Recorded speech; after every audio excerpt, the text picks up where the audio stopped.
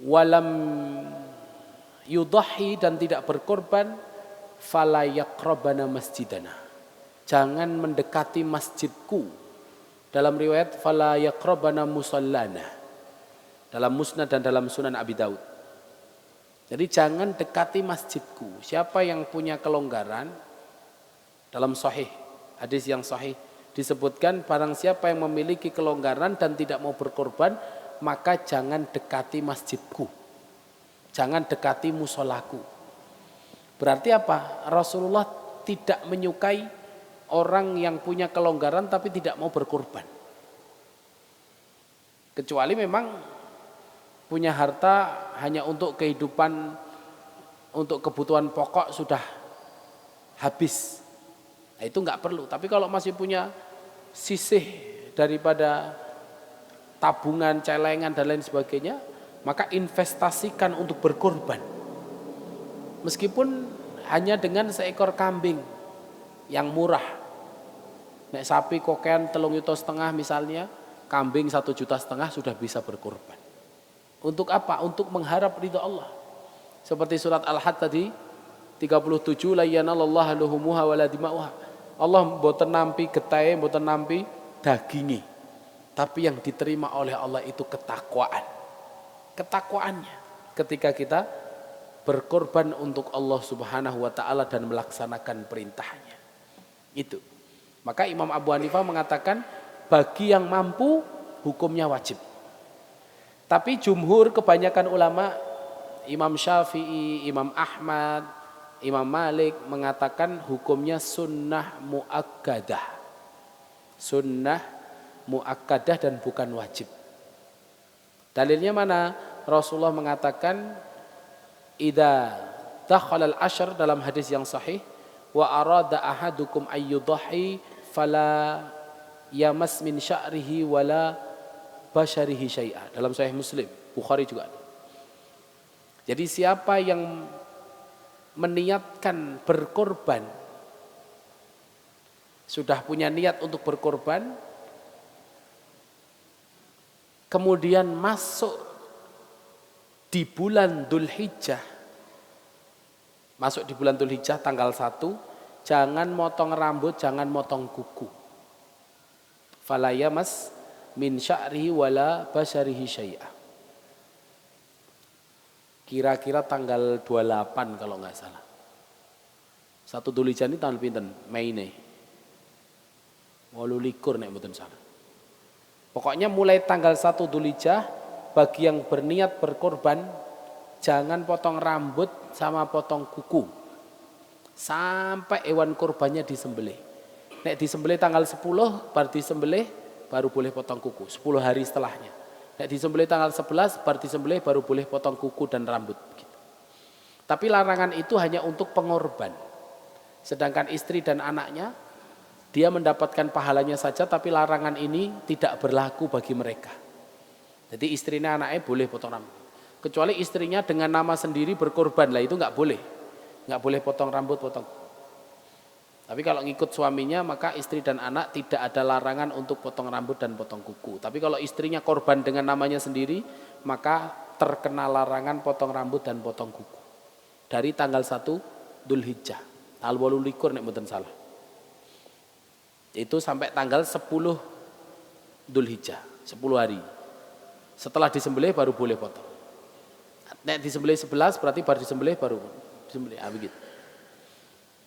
Tapi bukan ini yang menjadi dalil yang mengatakan korban itu sunnah muakkadah adalah kalimat wa arada ahadukum ayyudhahi. Jadi siapa yang sudah masuk tanggal 1 Dzulhijjah dan salah seorang dari kalian ingin menyembelih, berarti apa? Yang tidak ingin kan nggak apa-apa. Yang ingin itu kan berarti bukan paksaan, bukan kewajiban. Yang ingin menyembelih berarti nggak boleh potong rambut, nggak boleh potong kuku sejak tanggal 1 Dzulhijjah. Neng sing tidak ingin menyembelih berarti boleh potong rambut. Kan begitu. Itu kalau dalam bahasa fikih namanya mafhum mukhalafah. Mafhum mukhalafah. pemahaman di baliknya. Jadi hadisnya bunyinya, siapa yang ingin menyembelih atau jikalau sudah masuk bulan Dzulhijjah dan salah seorang dari kalian ingin menyembelih, maka jangan potong rambut, jangan potong kuku. Berarti makna sebaliknya, barang siapa yang masuk bulan Dzulhijjah dan tidak ingin menyembelih, maka tidak ada larangan potong rambut dan potong kuku. Kan begitu. Kalimat ingin itu kemudian diambil oleh para ulama bahwasanya menyembelih ini bukan kewajiban meskipun dia mampu. Jadi dianggap sunnah muakkadah, tapi sunnah yang ditekankan. Sunnah yang ditekankan itu berarti memang dianjurkan sekali. Jangan sampai, kalau bisa jangan sampai kita tinggalkan. Itu. Kecuali memang untuk kehidupan pokok saja sudah sangat pas. Dan nggak ada celengan, nggak ada tabungan, nggak ada uang longgar, maka nggak apa-apa. Tunggu aja dapat daging malahan dari mana-mana, kan begitu. Tapi ketika ada, meskipun dagingnya banyak, tetap harus kurban, bagusnya. Karena dari satu daerah itu hewan kurban terlalu banyak, dagingnya sampai keluar kelurahan, keluar kecamatan. Akhirnya apa? Tahun-tahun besoknya sebagian dari mereka tidak berkurban.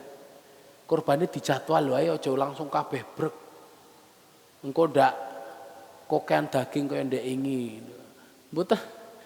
Kan Allah enggak menerima daging dan darahnya. Lagi ini pengen kurban tiap tahun malah dijadwal sesuk genti, malah saking semuanya pengen berkurban sak kampung. Itu semuanya pengen berkurban. Bar niku bingung lenangane daginge. Mbok niku arep diguak dagingnya teng planet Mars, planet Pluto, planet mana-mana ya enggak apa-apa. Yang jelas apa? Kalau semua anggota keluarga itu atau setiap keluarga ada satu kurban di satu kelurahan atau kecamatan, sak kelurahan kabeh kurban, per kakak kabeh kurban, mboten napa-napa. Itu malah mulia.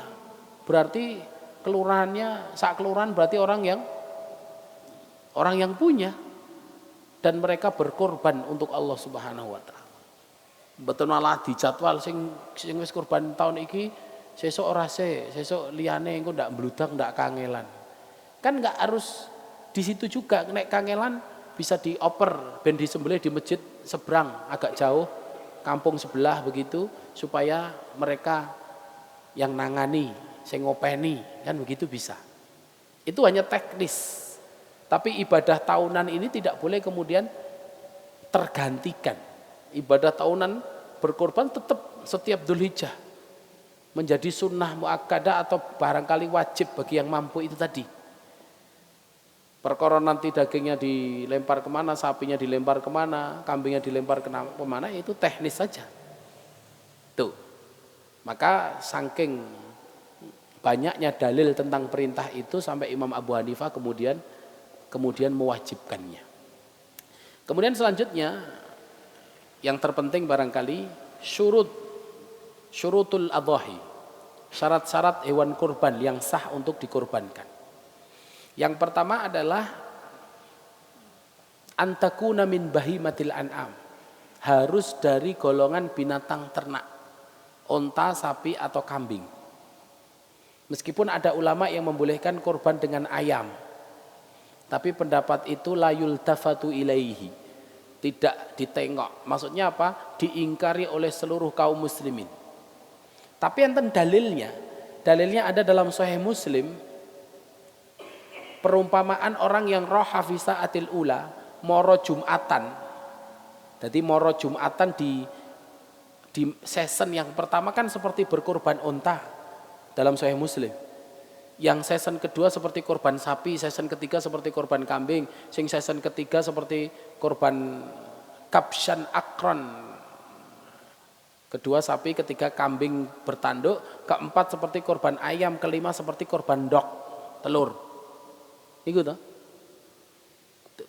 Setelah itu idza sa'adal imam al-mimbar, ketika imam khotib sudah naik ke atas mimbar, jalasal malaikah yastami'una adzikr. malaikat ikut duduk dan ikut mendengarkan khutbah. Mula nek moro Jumatan kok khotibnya sudah khutbah jenengan lagi teko, niku ituke napa? Nek sing bar endok iki sing metu apa? Telek, lencung. Jumatane sah mboten tatsah. Jumatane sah. Cuman ituke telek lencung niku wau. Keutamaan kurbannya enggak dapat. Sing teko sik dhewe misale setengah 11 lagi wong siji loro, lah niku itu unta. Bar niku sing teko season berikutnya itu sapi, season berikutnya seperti kurban kambing, season berikutnya seperti ayam, season berikutnya seperti telur, bar niku adzan. Ketika imam setelah adzan naik ke atas mimbar, malaikat duduk pun mboten nyatet sing mlebu sapa, dengarkan khutbah. Berarti tok telek lencung niku wau. Lah dari hadis itu ada ulama yang kemudian berarti kurban ayam boleh, kurban telur boleh. Kurban telur boleh, kurban dok rong kotak lumayan gitu. Tapi kan ketika kurban dalam kemuliaan datang Jumatan di awal waktu itu bukan seperti kurban di tanggal 10 Dzulhijjah. Namanya fasholli li rabbika wanhar, itu yang disembelih kambing atau sapi atau unta. Maksud dari ayam dan telur itu maksudnya kemuliaan hadirnya seorang laki-laki ke majelis Jumat, ke Jumatan yang sebelum imam datang, sebelum imam naik mimbar. Itu maknanya kemuliaan berkorban seperti onta sampai telur. Bukan kemudian boleh korban dari onta sampai telur ketika Idul Adha. Nah, maknanya begitu. Maka harus dari golongan binatang ternak. Karena yang dibahas di dalam hadis Nabi hanya onta, sapi, dan kambing dan sejenisnya. Dzakaran kanat am untha. Boleh jantan, boleh betina. Boleh jantan, boleh betina. Semakin sempurna, semakin mahal, semakin gemuk, semakin baik. Bahkan kalau betina nanti disembelih, pas dibuka blodote wetenge, enten pedete, enten cempene, dalam kondisi mati, maka itu hukumnya halal. Rasulullah mengatakan, zakatul janin, zakatu ummiha. Sembelihan janin itu adalah sembelihan ibunya. Jadi nek mboke dibeleh, bar niku dibuka kok enek pedete, enek cempene di dalam perut, dalam kondisi mati, maka dia ikut sembelihan ibunya, halal. Tinggal dibuka mae wetenge niku dijiko, belek, diguak, jeroane diguak kabeh, bar niku disiram air panas, dikerii ngoten to, wulune nganggo sendok napa nganggo napa, ketok-ketok dimasak, mantap. Ning biasane do kilo. Kilo niku maksudnya digalikan tanah bar niku dikubur. Lagi mati no bangkeh, enggak. Itu hukumnya bukan bangkeh, halal karena ibunya disembelih. Kecuali pedete jek urip, lah nek jek urip jenengan narep diopeni ya ora apa-apa. Tapi kalau posisinya mati dan ibunya udah disembelih, dia enggak perlu disembelih. Dia ikut janin ini ikut sembelihan ibunya. Gini ku wau enake di blodote dibuang semua, bar niku dikerek-kerek kayak banyu panas, potong-potong ditengkleng. Wah, seger niku. Bukan balibul nih. Balibul ning weteng, bukan balibul ning jaba. Baru 5 bulan. Tapi ya terserah, sok kadang jijik gila atau mesake terus dikubur ya monggo. Tapi yang jelas itu halal. Itu yang pertama. Syarat yang kedua, antadkhula fis sinil mu'tabari syar'an. Harus masuk pada umur yang dibolehkan dalam syariat. Rasulullah SAW bersabda, la tadbahu illa musinnah, dalam Sahih Muslim, wa in ta'sar alaikum fa bi jadza'ati minad dha'n. Jangan kalian sembelih kecuali yang sudah masuk umur. Wa in ta'sar alaikum, kalau sulit bagimu maka boleh domba yang berumur 6 bulan. Jadi masuk umur itu poel. Poele nek onta pinten tahun? Nek onta khamisah wa dakhalat fis sadisah.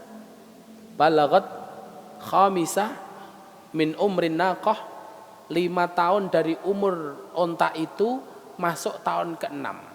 Jadi onta poel niku umure 5 tahun sempurna masuk tahun ke-6. Itu baru boleh dipakai kurban. Wal baqarah, sedangkan sapi sanataini wa dakhalat fi tsalitsa, harus umur 2 tahun sempurna dan masuk tahun ketiga. Karena banyak kasus sapi baru umur 1,5 tahun, memang wis gede lemu. Tapi itu enggak sah buat kurban, enggak boleh. Harus umur 2 tahun sempurna masuk tahun ke-6. Tekok bakule. Nek mboten nggawa tuku nggawa wong sing pengalaman. Bakule biasanya tahu. Perkara ngapusi ra ngapusi urusan dia. Niki pun 2 tahun pun luweh. Misalnya durung ngoten. Durung ning ngomong pun ya kita enggak dosa, yang dosa dia. Pokoknya umurnya 2 tahun masuk tahun ketiga itu minimal. Minimal 2 tahun pas. Itu untuk poelnya sapi. Wa al-kabsh awid dha'an, kambing itu sanah wa dakhalat fi tsaniyah. 1 tahun masuk tahun kedua. 1 tahun masuk tahun kedua. Kata Nabi, wa in ta'sar alaikum fa bijadza'ati minadh dha'n, kalau sulit cari kambing yang umur setahun boleh umur 6 bulan. Setengah tahun, tapi dari golongan domba. Wedhus Jawa, wedhus gembel, wedhus ini enggak boleh. Harus tahun ke atas. Tapi nek domba sing buntute nglewer ngisor ngoten nika, ketika sulit mendapatkan kambing umur 1 tahun, boleh domba umur 6 bulan. Itu umur yang boleh disembelih secara syar'i. Kemudian yang ketiga, syarat yang ketiga adalah alla takuna mu'ibah syar'an. Tidak memiliki aib yang dilarang dalam syariat. Jadi enggak punya penyakit atau aib yang dilarang dalam syariat. Apa yang dilarang dalam syariat? Rasulullah mengatakan arba. Ada 4 hal atau 4 aib atau 4 penyakit yang tidak boleh, atau 4 cacat yang tidak boleh ada pada hewan kurban. Beliau mengatakan yang pertama al-a'war awil aura bayyin awaruha. Al-aura bayyin awaruha, yang buta. Buta ketok wutone. Mungkin nek mlaku nabrak napa mangan ra ketok dadak di pernahke. Itu enggak boleh. Meskipun dia besar gemuk wuta didol murah. Sing penting kan dagingnya lemu, mboten sing penting lemu, sing penting sempurna. Karena Rasulullah SAW berkorban dengan domba yang sempurna, dengan tanduk yang sempurna, warna bulu yang sempurna, daging yang sempurna, kesehatan yang sempurna. Karena untuk Allah. Ora guru mergo dagingnya lemu. Jadi buta tidak boleh. Nek minus silinder plus ijek etok niku angsal. Kayak kacamata saya kan gitu. Pokoknya kalau buta enggak boleh. Kemudian yang kedua, penyakit yang kedua yang tidak boleh adalah al-marid bayyin maraduha. Yang penyakitan tampak sakitnya, ketok loro, dideke ngelentruk meleh, dikon ngadeg ngelentruk meleh. Ketok loro niku mboten angsal. Kecuali lorone ora ketok. Ternyata ada pas bar rampung dibeleh, kadang di hatinya atau ada sakit penyakit. Itu enggak apa-apa karena zahirnya kelihatan sehat. Nek zahirnya ketok loro niku mboten angsal. Tapi nek zahirnya sehat ternyata jerone nek loro itu sah. Boleh. Kemudian yang ketiga al-arja bayyin arajuha. Yang pincang. Jelas pincangnya. Nah ini masalahnya ada kasus pesen sapi sehat, gede, bagus. Hari H dikirim delalah medok kotrok mencolot. Kena selokan sikile kluk. Mbuh keteklek, mbuh ceklek, mbuh napa wis pincang jadi. Itu gimana Ustaz? Ya karena belum disembelih. Kalau 7 orang yang punya sapi itu, kecuali kalau ada garansi enak. Kalau nggak ada garansi, yang nanggung pembeli Akhirnya 7 orang itu kalau bisa sapi itu dijual kembali dengan harga jual sapi pedaging. Terus kalau nambah urunan lagi untuk membeli sapi yang baru yang sehat. Tuh, niku nek mampu dan sempat. Nek kira-kira mboten sempat wis hari ha wis sang selak dibeleh wong ya tukune sehat, apik, ora pincang. Hanya karena kecelakaan sebelum disembelih pincang, ya sudah. Bismillah. Karena tidak ada unsur kesengajaan, itu enggak apa-apa. Tapi pada intinya ketika jelas pincang itu tidak boleh dibeli untuk hewan kurban. Nek rodok sok-sok kan enek nopo sikile rodok ndek sebelah. Nah, itu tidak dihukumi pincang. Atau yogur rodok ndek wur sedikit kelihatan enek rodok kaya pincange. Lah itu bukan pincang namanya. Enek rodok kaya pincange itu bukan pincang. Yang enggak boleh itu yang jelas pincang. Genah ceklik. Nah ngoten niku enggak boleh. Tapi kalau sedikit, kemudian yang keempatnya adalah al-ajfa allati la tunqa. Yang kurus kering, yang sulit diambil, diseseti dagingnya. Angel. Kita sehat ning kurus kering itu enggak boleh buat kurban. Jadi meskipun kurus tapi agak ada dagingnya agak banyak, lah itu masih enggak apa-apa. Tapi kalau kurus kering, rampung di kuliti kok ketoke gur langsung diketoki gur tengkleng tok gitu dimasake. Nah itu enggak boleh untuk kurban. Selain empat itu masih sah dan boleh untuk kurban. Contoh, tanduke sing siji utuh sijine separo cuwil. Sah enggak untuk kurban? Sah, tapi kurang sempurna. Buntute potol karek separo nggih to. Soale bakule sapi pengen sop buntut ning sapine maneman ngoten dadine njikuk buntute tok misale. Enggak boleh, itu haram. Rasulullah mengatakan makuti aminal bahima fahiya hayyah fadzaka au fahiya mayyitah. Jadi apapun yang terpotong dari hewan yang masih hidup, maka potongannya ini hukumnya bangkai. Jadi menasal jenengan duwe sapi pengen sop buntut jikuk separo sithik buntute gen sapine tahun ngarep didol niki ngesop buntut sik, lah itu enggak boleh. Itu hukumnya bangkai. Hukumnya bangkai. Nah, kalau buntute potol separo boleh enggak buat kurban? Boleh, sah. Cuman kurang sempurna. Seperti sing sikile ndek wur niku wau. Terus biasanya yang ditanyakan hewan betina napa jenenge? Sing ora duwe anak. Majer. Nah, majer itu boleh tapi kurang sempurna. Apalagi misalkan nah begitu. Tapi yang sempurna, indah, bagus. Meskipun tanduke ya ora dipangan sama kita nggih to. Ya ora dienggo napa-napa. Tapi ketika kita korbankan untuk Allah Subhanahu wa taala harus yang paling sempurna. Kemudian syarat selanjutnya kepinten wau 1 2 3 4 yang keempat 3 harus binatang ternak, umur sudah, penyakit sudah. Keempat, antudbah fi waqtil muhaddadi syar'an. Hewan bolehnya disembelih hanya di waktu yang dibolehkan dalam syariat.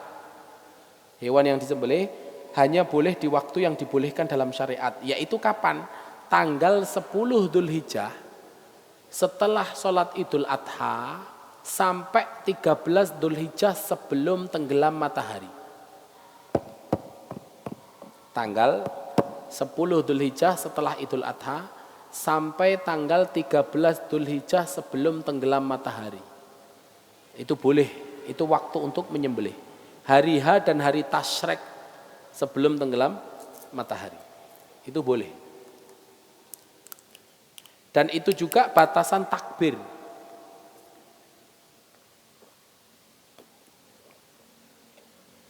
Jadi takbir niku ada dua. Ada takbir am, ada takbir khos. Takbiran umum, takbiran khusus. Takbiran umum niku kapan-kapan boleh. Jangan karo nyopir, karo numpak motor, karo mlaku-mlaku Allahu Akbar, Allahu Akbar, Allahu Akbar. La ilaha illallah, wallahu akbar.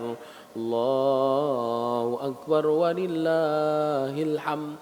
Boleh.